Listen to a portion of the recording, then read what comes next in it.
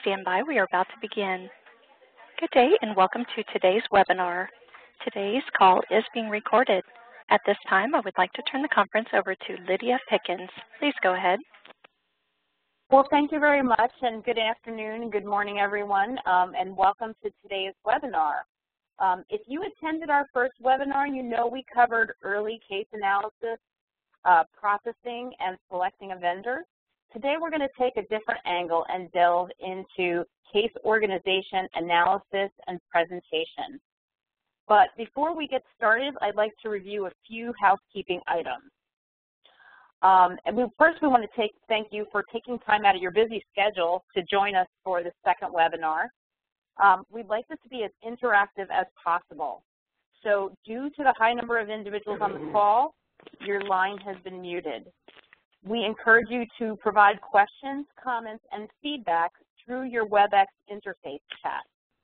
To access the Q&A section, scroll your mouse over the top of the screen such that a drop-down menu bar appears with the chat icon listed accordingly. You'll also be directed to a survey at the end of the webinar. It's only 4 questions, and we would greatly appreciate your feedback. As a sign of our appreciation, we're holding a contest throughout the webinar series. And there were 3 ways to enter for the grand prize. Today's webinar that we're presenting, the first webinar that was held on November 5th, and the Paralegal Trends Survey that's located on the Paralegal landing page at lexisnexis.com/paralegals. The certification training course will be awarded at the end of the session today. You must be present on the line when we draw the winner, and we'll do so at 2:45 p.m. Eastern Standard Time. And then as for the grand prize, we've promoted this a bit, but if you're not aware of what it is, and that drawing is on December 3rd, it's a Microsoft Surface Pro. And I think that wraps it up. We'll also be recording this, and we'll send you a recorded link that we can you can view at your leisure. And now I'll turn it over to Lauren Berry and Gabriel Gross. Thank you, Lydia, so much. Hi, everyone. Thank you for joining us today for the second LexisNexis webinar for paralegals on case organization, analysis, and presentation in the age of eDiscovery. Allow me to make some introductions. My name is Lauren Berry. I am the large law market account manager of the Southeast, based out of Atlanta. And helping me today with the chat and the panel discussion is Dave Gross, also a large law account manager based in New York City. In addition, we have some expert panelists who are joining us today. First and foremost, Suzanne Carley, who is the Litigation Technology Project Manager at Day Pitney. She oversees the creation and use of electronic databases and has extensive experience in modern case management tools as well as trial presentation. Previously, Suzanne was a commercial litigation paralegal at Day Pitney for 7 years.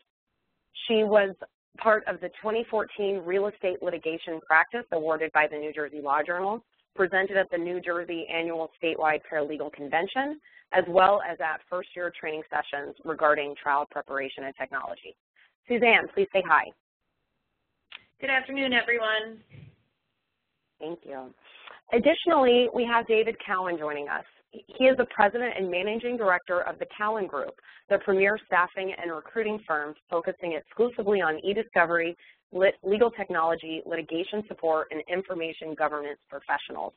To support his clients in their professional and personal growth, David facilitates and moderates over 50 thought leadership, micro events, and roundtables on evolving trends in eDiscovery, information governance, and career advancement.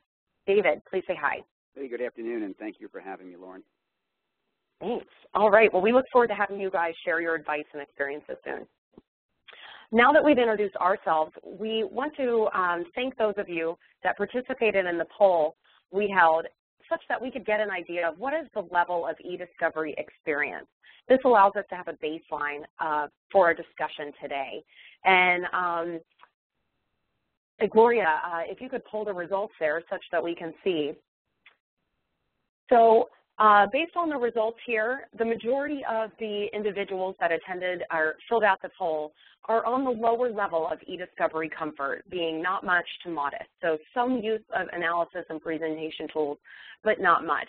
We do have a few individuals that have a little bit more regular or admin use, and we look forward to having all of you ask your questions to our presenters, and we hope the information we're providing is going to be very helpful. So what are we going to do today? First and foremost, David is going to give us a glimpse in today's market. We will then explore the landscape, issues, and best practices that are being employed for organizing, analyzing, and presenting electronically stored information. We will then turn to both of our panelists for their advice and expertise on becoming an experienced eDiscovery paralegal in this area and how you can increase your influence in the decision-making process for your firm. We welcome your questions and comments throughout the entire session today. And again, to access the chat, please scroll to the top and access the chat Q&A box through the drop-down window. So what is happening in the market today? Some of you may be familiar with this section if you attended the first webinar, but we find it's really important to repeat this again for any new attendees and as well anyone that was on the first session. In the past 2 decades, we've witnessed the dawn of the digital age, and with it, advancements in technology that have reshaped the legal landscape and brought about a new and lucrative law practice specialty, electronic discovery. This niche, which combines the legal expertise of attorneys with the technical skills of IT professionals, is one of the fastest growing specialties in the legal industry.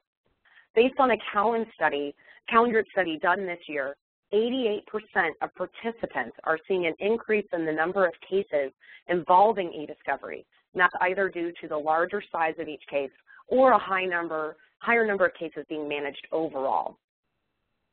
Alongside the growth in eDiscovery has been the growth in the number of paralegals that have been involved in this process. LexisNexis has developed this webinar series specifically aimed at those paralegals who are interested and involved in the eDiscovery process.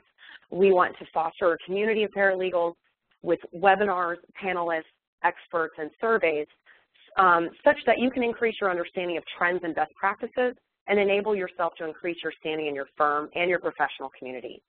So allow me to turn it over to David, who's going to further delve into what recent market changes in the paralegal role is seeing today. David?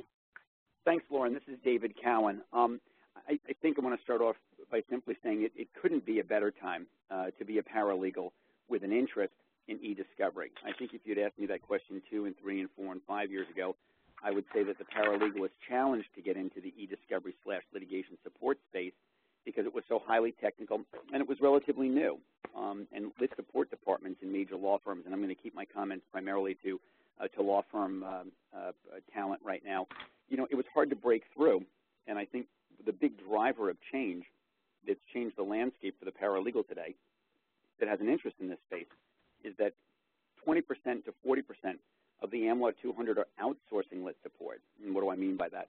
They're outsourcing the technology, they're outsourcing the complicated analytical aspects of litigation support and eDiscovery to third-party vendors.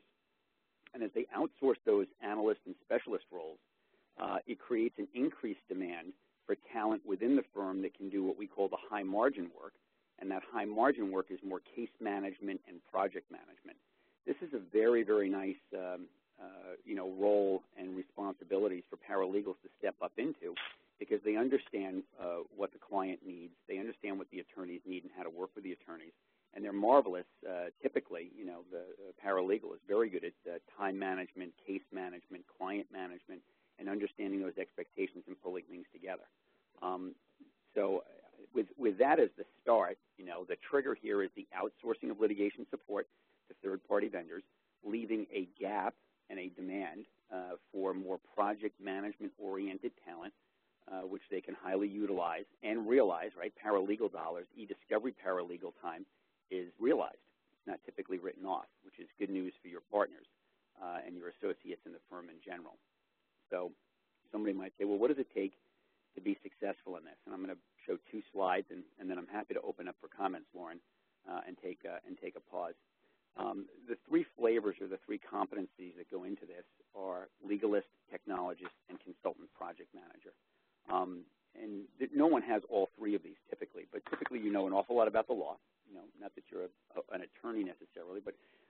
there are a significant number of paralegals that really understand the legalist aspect of it.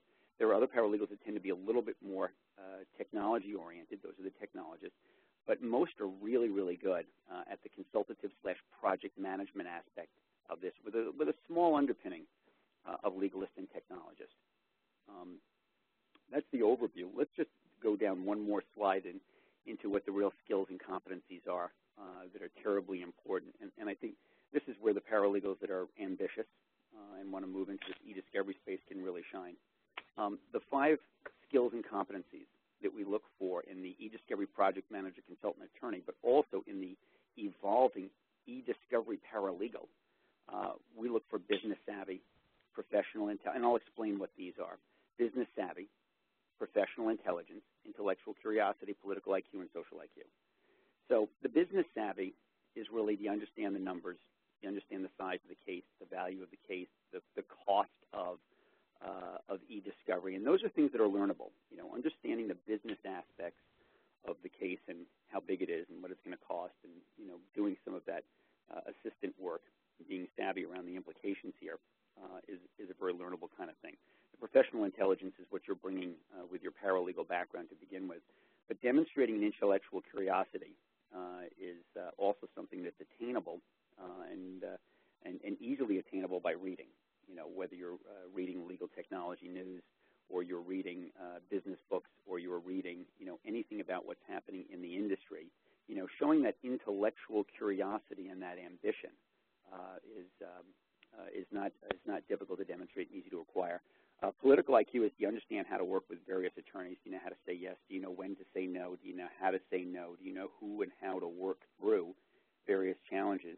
And the social IQ is, are you willing to extend yourself socially and make a network, right? The social networking, and I don't mean, going out for beers and being, likable and popular, but that social IQ of how to get along and connect people with one another is an accelerator for your career.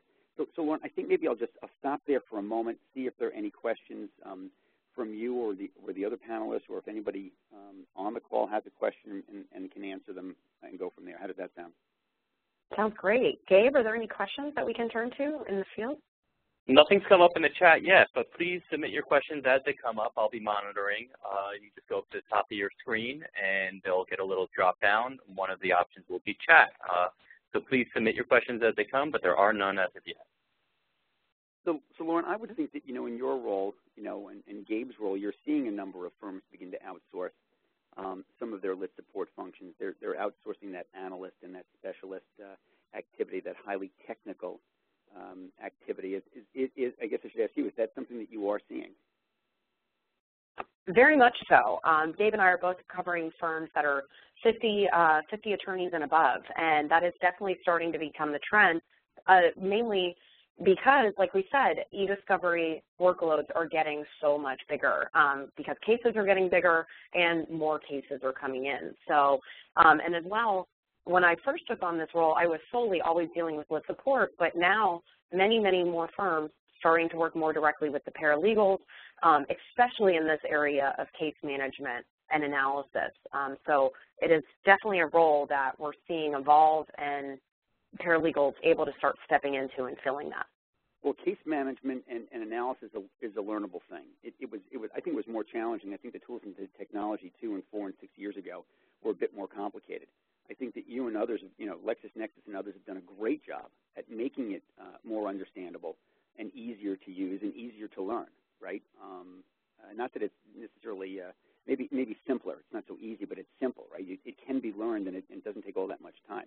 So the fact that you can do case management and this analysis today in a way that has real value, demonstrable value to partners and associates in counsel, is where the paralegal's career really begins to take off. If the paralegal is willing to learn this, then they can really step up and step into and have more of a seat at the table with partners and associates. Right. Well, Gabe, if there's no questions right now, we can continue going through and talking about what we're seeing in practices and trends in organization, as well as turning to Suzanne.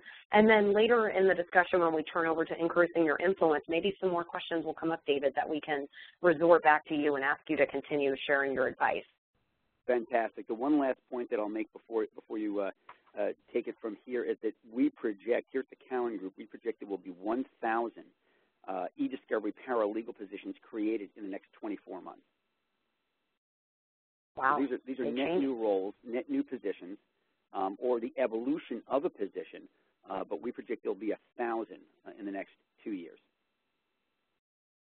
Great. Okay. All right. Well, let's jump in and talk a little bit more about this field and this realm. Wanted to quickly review the EDRM, which we went over on the first webinar session. But for those of you that are new to this session, this is the Electronic Discovery Reference Model, a completely conceptual and iterative view of the e-discovery process. Everyone's workflow varies. I see this in the 120 different large law firms I cover. However, everyone is accomplishing basically the same general task. They might do so in a different order, they might only partake in some tasks, or they might hone in on specific tasks and do them repeatedly so as to refine their approach. But everyone is basically following the same process. Today's webinar is going to be focused on more of the right side of the spectrum. We're looking at case organization and analysis and presentation. And you'll see these fall more to the right side, where the volume of data is starting to decrease as its relevance is quickly rising as you're finding the more pertinent information while moving through your case. So let's look at this in another way, because if you might be like me, having a scenario or an analogy can help better illustrate. So let's think about this in regards to finding a needle in a haystack. When starting litigation, you generally have a wide universe of data. And upon initial evaluation, you'll build haystacks of relevant information. Through careful review for content and context, you're going to reveal the information, or more so needles, that are pivotal to your case. And then you can arrange those needles into key patterns, topics, players, stories, and create a powerful picture to display electronically stored information before audiences so as to elicit further detail, validate existing facts, and persuade. Now, when you start this process of organization, you need to ask yourself, where are the needles that I've collected and how do I best hone them? Organization is a feat that stumps most, and there are many pitfalls that you're going to encounter along the way. For example, where is your information located? It's potentially everywhere. It could be in cloud systems and DMS, stored on various computers throughout your office, hot doc binders, Post-it notes, legal pads, and scraps of paper that people are working on throughout the day. You might be looking at your desk and seeing that it looks exactly like this one on the right, and it's a mess of just information from many, many different caseloads that you're looking at. Also, information might be in your head or in the heads of others or stored with others, like opposing counsel, third parties like a medical office or insurance company. The problems that are going to arise with this information being in different places is that you're going to waste time trying to access those that have the information. Someone in your firm might be on vacation, or it's the weekend. As well, busy schedules in general and another party not getting back to you in your time frame can really slow things down. You may have to go to 5 places in order to answer one question, and therefore miss important information along the way and have it be overlooked. Or different and archaic workflows that don't mesh together are going to further slow things down. All of these factors are going to affect your ability to mine the data to its utmost usefulness. So what is the market showing us today in regards to collecting those needles and using them? First and foremost, proactively implementing a litigation readiness plan can help minimize the cost of eDiscovery, reduce your response times in the event of litigation, and more importantly, avoid sanctions and other adverse consequences. It'll also give you consistency as a firm as to how cases are managed and where information is stored so as to get further cost savings.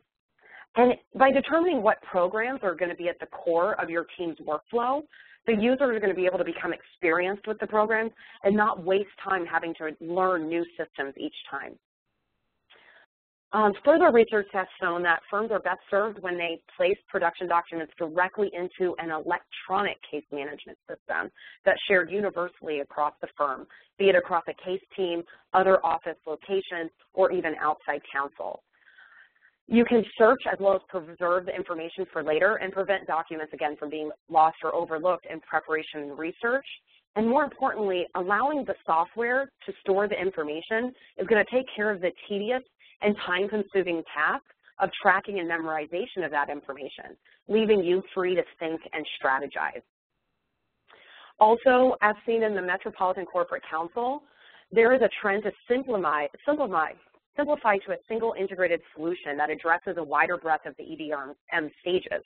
This is going to prevent risk of file incompatibility, difficulty in transferring data across platforms, and speed in accessing your overall compiled information.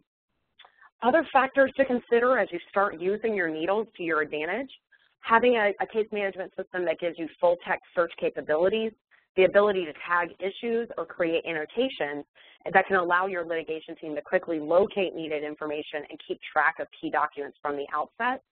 And as well, just like they say in kindergarten, sharing is caring. An electronic system can allow a team to work simultaneously on case content and not repeat steps that others have already done. You can collaborate as a cohesive unit and overall come to developing a winning strategy. And as well, you can save time because the programs that use the data you've compiled can generate reports, say like a summary judgment report or a search report, and that will again save you time and as well help to draw relationships quickly. So Suzanne, I wanted to turn to you here such that you can share your experience and your years of litigation practice and perhaps share some advice of areas that you've tackled these issues in the past. Thank you, Lauren. Good afternoon, everyone, again. Thank you for attending. Here at Dave Pitney, I've assisted on a variety of state and federal cases, mostly in New Jersey. But we do have offices from Boston to Washington, D.C. So we use a electronic database tool called Summation to gather all of the productions that we make or that the adversary makes so that we can run keyword searches within those documents. And the key documents that we, or the stars, or as the hot documents, as some people say, we then usually export into actually a LexisNexis tool called Case Map, which allows us to organize them and create witness outlines in preparation of depositions or trial. We also are able to give access to the Case Map and Summation databases to co-counsel on matters, which allows us to work simultaneously with them rather than duplicate the effort of the co-counsel having to create their own databases. And we've found that it's very helpful. I'm sure everyone heard about Hurricane Sandy about 2 years ago. Our firm in New Jersey was actually closed for 2 weeks. So the ability to access Summation and Case Map remotely was a huge help for those cases that were carrying on through the power outage. And of course, it's much easier to do that when you have a gas shortage and you can't get into the office, to do it from home, and having it already hosted, it was a big help with that. Oh, I'm sure. I remember Hurricane Sandy well, as I lived in New York City at the time. Gabe, any questions from members on the chat? So it looks like there are a number of people that have questions by hitting the question, but not sending in any chat note to me. So if you could send a chat note to the panelists or just to me, to Gabe Gross, I'll get your question addressed. So thanks for your interest in the questions, and please just send them by way of the chat feature, which is, again, up at the very top of your screen. If you just put your mouse up to the top, you'll get a drop-down with the chat option, and then you can just send it to the panelists. Oh, go ahead. Actually, Gabe, I'm sorry to interrupt this, Lydia, the questions they've submitted are in the Q&A. So if you use the drop-down on the right-hand side and it says Q&A, you'll see the questions they have there. Excellent. All right. So let's see. We have one question, going back to David's comments that jobs are growing for eDiscovery paralegals. Has there been a situation where one is an IT paralegal but focuses on eDiscovery? That's a good question. You know, I think we're at the beginning of the beginning, so is there an example of that? I'm sure there is. Do I personally know of one? No, I don't. But, you know, when you're working with IP, you know, you're working with a lot of very specialized kind of attorneys, cases, and an awful lot of detail. So it's certainly a transition that can be made. If you're working with project management and case management and attorneys and clients and moving along in that direction, then you can certainly go from IP into eDiscovery. Now, there's a, you know, I'm assuming that it's IP litigation, so IP litigation and eDiscovery paralegal goes very well together. Lauren, you probably know more of this, or maybe one of the other panelists can share their thoughts on what they think. Sure. Suzanne, did you have anything extra you wanted to add there? I was just going to say that I found, depending on the specific case, that the database tools can be useful for any practice area. So that it's something that can impact all levels and all practice groups.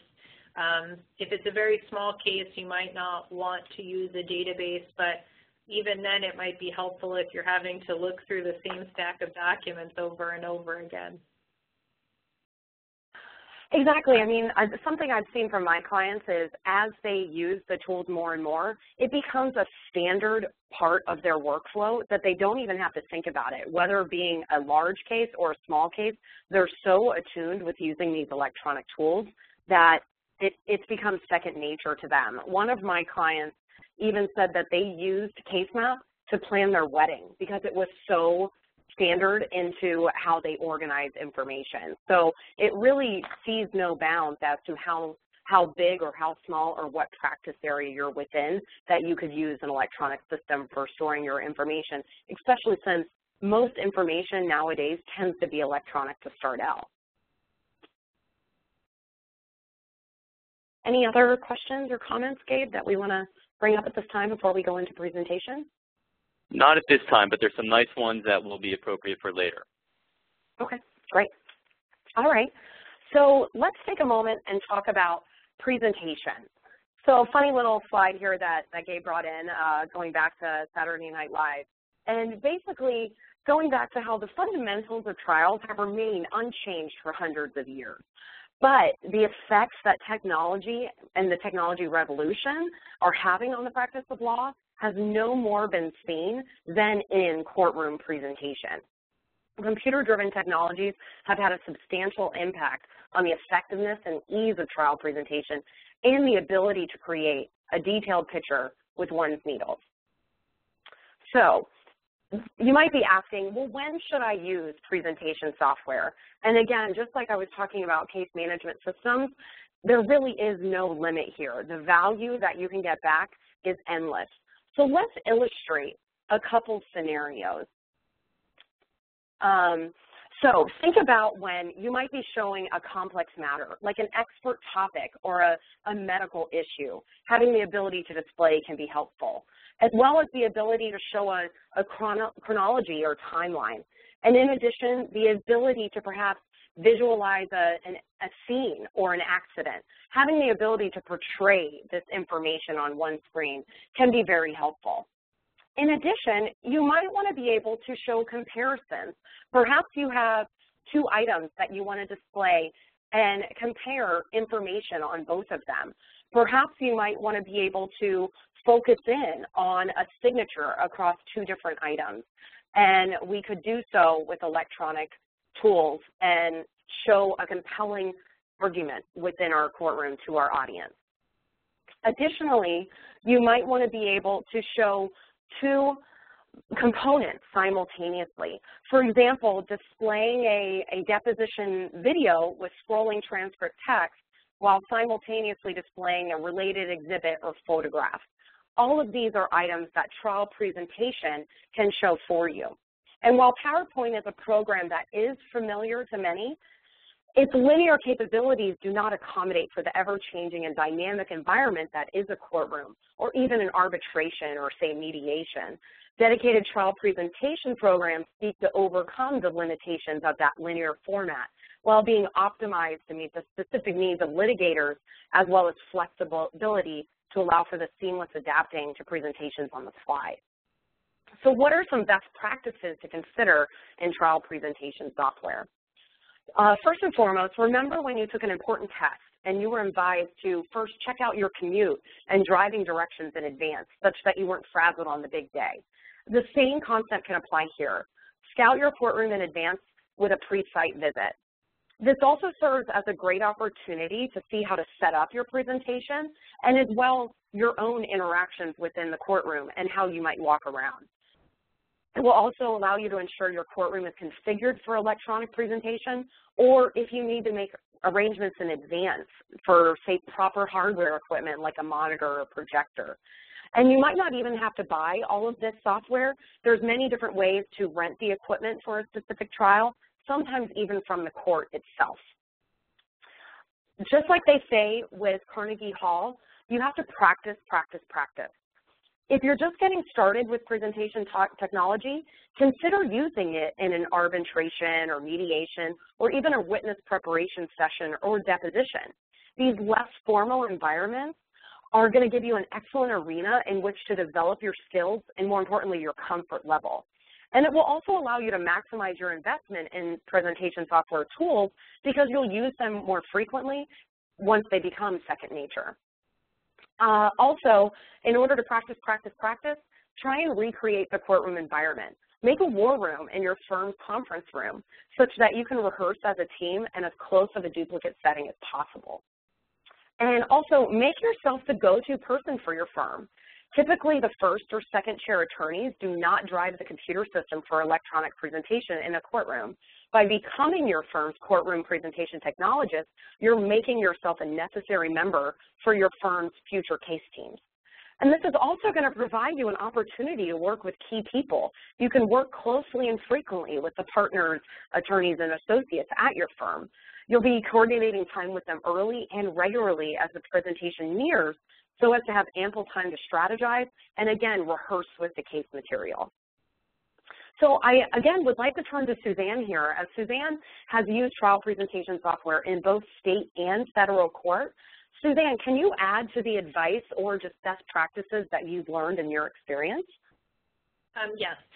So we use a program called Trial Director, and actually it runs very similarly to what you showed earlier, Lauren.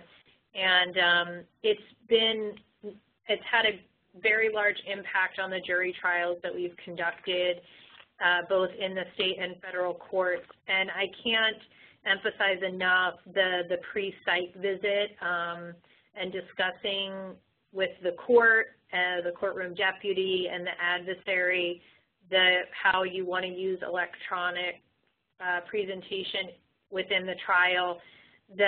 Some courts, specifically in New Jersey, require an order to bring electronics into the courtroom. So a site visit or communication beforehand would allow you to draft that and have it entered before the trial began. Some courthouses also provide projectors and screens and have people that can set that up for you in advance, so that's another important part. And I also recommend, if you can, to get permission a day or two before the trial to set everything up in advance, so that the morning of the trial, if there are any issues with the electronics or you need a certain cord, that's all taken care of in advance. We've found that it's been a great resource, and that most of our attorneys now always use trial presentation, even on a 1 or 2 day matter. Great, thank you for that. Gabe, any questions in presentation before we get into increasing your influence? Not in presentation, but we have a good number for the next portion. Okay. Well, with that, we want to move into the opening up a full panel discussion, allowing our members on the phone to speak with David and Suzanne about how you can increase your influence. We have various pieces of information on the screen here, and based on the skills that David spoke about earlier, and as well the best practices and experiences that Suzanne might be able to add. Gabe, please start reading off some of those questions we have, and if anyone has more, please submit through the Q&A. Great. I think this one might be great for Suzanne. It's how do I get involved in the process before a case gets set up? This paralegal is finding that cases are getting set up in a way that's less than optimal for organizational standards, and she'd like to be involved in that process earlier on. Right now, it seems to be just list support and the attorneys talking on how a case should get up, and she wants to be part of this process. How can she achieve that? So I think this is a great question, and unfortunately it requires the cooperation of some of the attorneys that you work with. But I've found that I could stop by the partner's office just to say hi and ask them what they have going on, and if there is a case that's starting out that I would like to be involved at the very onset of the matter in order to be familiar with things when discovery begins or trial begins. And most of the time, my partners have been very accommodating of that request and find that the more knowledge they can give me, the more helpful I am in the matter. So I hope that answers your question. If your attorney is not as cooperative, then maybe asking if you have a litigation technologist or an associate on the matter, asking them to loop you in at the beginning instead of the partner may be another door to access. Great. There's actually another question. Thank you, Suzanne. For David, I would imagine you'd be good for this one. Is certification in electronic discovery, would you say that's a requirement for moving into this new field of hybrid paralegal list support? I don't think certification is a requirement at all. I think it's a nice to have. It certainly demonstrates if you do get certified. ACED has a certification. And there's some tools and technology certifications. I think those have value. They demonstrate an intellectual curiosity. They demonstrate a professional intellect. They demonstrate a real willingness to go above and beyond. So whether you're getting certified in one of a variety of tools or with an ACED certification, I do think that they show and they demonstrate a thought-provoking kind of career professional-minded individual. But you don't need it first. You need, more than anything else, you need the experience. And I really like what Suzanne said earlier, which is make yourself the go-to person.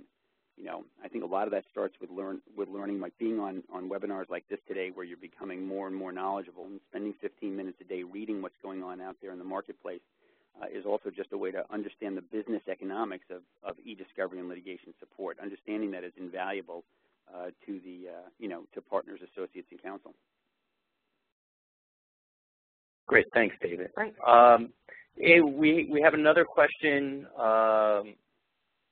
for, I guess Suzanne would be great for this one. And would you call it a requirement to have doc review or case analysis, organizational software, or even presentation software? I don't know that I would call it a requirement. I would say it's a very good recommendation. I used to work at a very small firm with about 3 attorneys before I worked at Day Pitney, and we did not have the means to purchase this kind of software to use. So it's not a requirement if you don't have the ability to get the software, but I would suggest if you are interested in, things like Trial Director or Summation or online hosted review tools, I know that a lot of companies are more than happy to do trainings or provide trial subscriptions, or because it's an initial matter with you, possibly host it at a discounted rate so that you can try it out rather than committing to purchasing, you know, an expensive program at the outset. So, you know, that is an option if you want to try out some of the software but you don't have the ability to have your firm purchase it outright. I think that staying organized is always very important, and for me it's more easily done electronically, but I don't think it's a requirement. That's great, thank you. And I'll just add to that there is an ethical requirement for attorneys to not only keep abreast but make use of current technologies. So they're required to know what's out there, and if there is something that will significantly help their client that is available in the market today, they're obligated to know about it and be able to have the option to use it. So it's not quite obligated to have these tools from that standpoint, but they certainly are obligated to be aware of what's out there.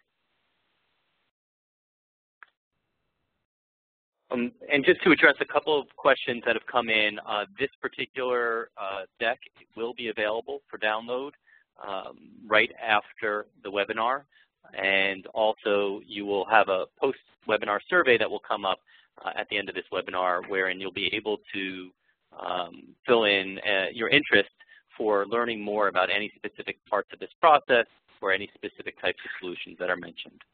Thank you.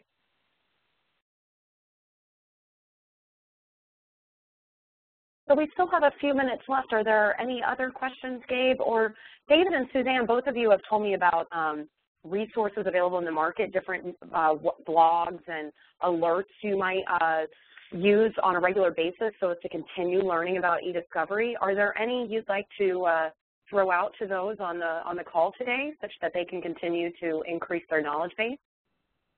Suzanne, you've probably trained an awful lot of people over the years. Do you have any kind of a particular book that you recommend to folks that work for you? I know that I always go, I mean, when people start here at the Karen Group, the first book they read is Dale Carnegie's How to Win Friends and Influence People.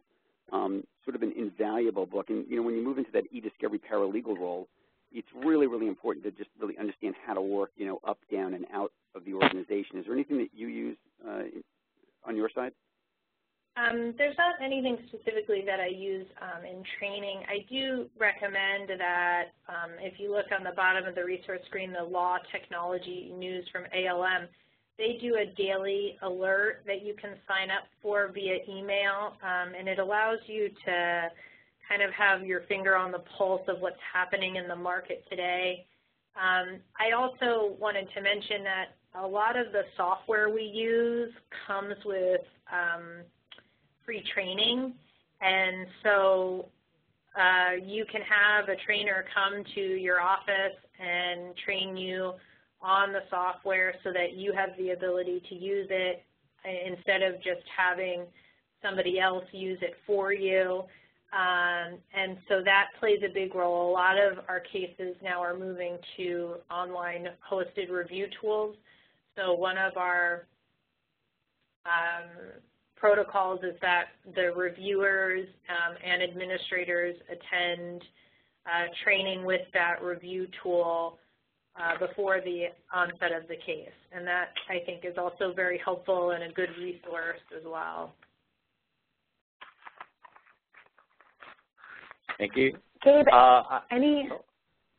Yeah, I was going to say, it's 2:45, so since we wanted to be observant of everyone's time, Lydia, could we go ahead and pick the winner, and then we can always kind of stay on the line for any final wrap-up questions. I just want to make sure anyone that only allotted 45 minutes for the call today can be present for the winner being drawn. Absolutely. I'm happy to announce the winner. Just pulled the name. And the winner of today's training certification is Corrine Russell. And Corrine, We'll be reaching out to you via email and phone just to let you know about the different training certifications that are available at your convenience. And congratulations. Thank you, Lydia. So with that, Gabe, I want to turn it over to any closing questions or any final items people want to ask Suzanne and David before we close for the day. Yeah, we have a great question for Suzanne. So I know we covered a lot of great tools today and concepts in case organization, analysis, and presentation. So the question to Suzanne is, now that I see the value here, how do I help make the attorneys see the value in case analysis and presentation tools? You're right. This is a great question. So one of the major things that I have been working on here at Dave Pitney is involving the younger ranks, so kind of creating an army to get on your side. So I impress on the first years and the younger associates in our boot camps that they are kind of the gateway to technology, and that as a paralegal and as associates, you should be suggesting the use of technology at the outset of a case. And one of the most, I think, important arguments is money, that in the long term, using technology for a case is going to save the client money. And in this day and age, that is a very, very important argument because the amount of billable hours that you spend digging through that paper box over and over and over again versus coding a document on a line in a database and just being able to automatically press a button and go to that document and reprint it or email it saves, I would say, hundreds of hours.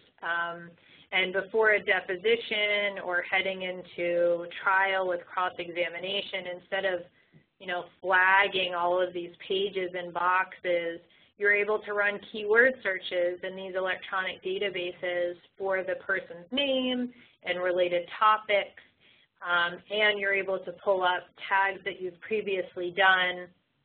And most of these utilities give you the ability to bulk print straight out if the attorney, still wants to look at paper before a trial or a deposition. So I would get some more people on your side so that you can outvote the partner, but I would also recommend impressing on them that all that time really is money, and that using electronics is going to save a lot of money in the long run.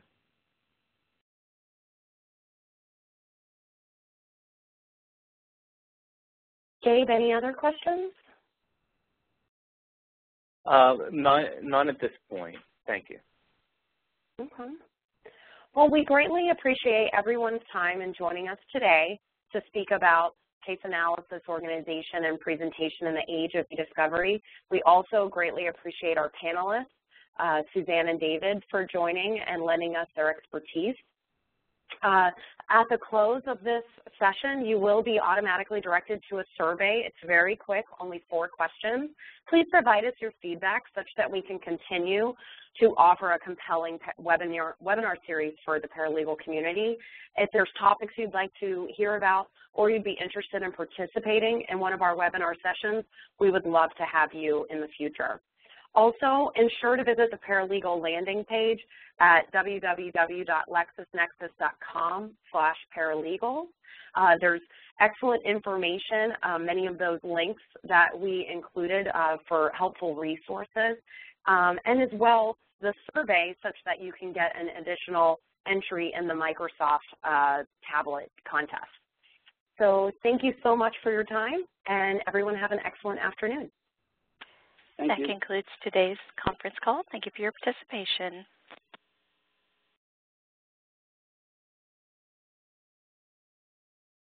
Lauren, are you there? I'm here, yes. Excellent job. You guys Great did job, amazing. Lauren.